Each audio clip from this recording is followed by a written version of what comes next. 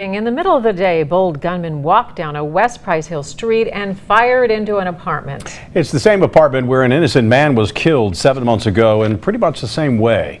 Only Local 12's Deborah Dixon tries to find out why gunmen are so comfortable on Rosemont Avenue. Walter Stevenson was in his upstairs apartment when bullets cut through the front door downstairs, hitting the woman inside. Pop, pop, pop, pop, pop, pop. So I jumped up and see what was going on. By the time I looked out here, the lady that lived down here was like hysterical, banging on our door and stuff. A little later, school would have been out. For this to happen, it is in such a short time span.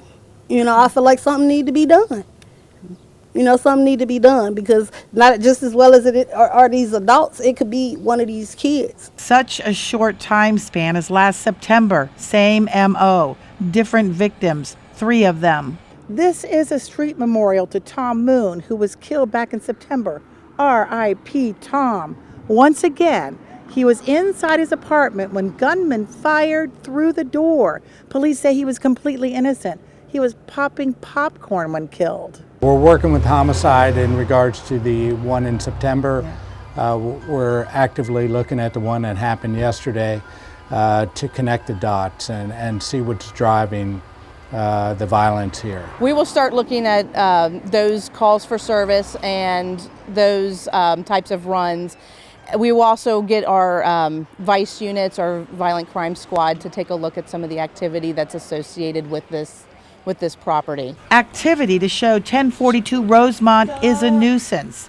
That could force landlord changes, and it could shut the place down.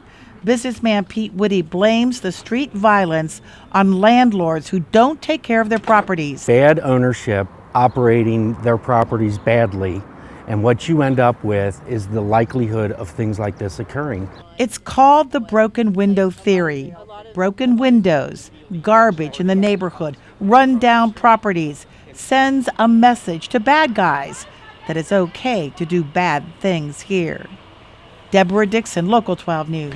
And right now, there are no suspects in either.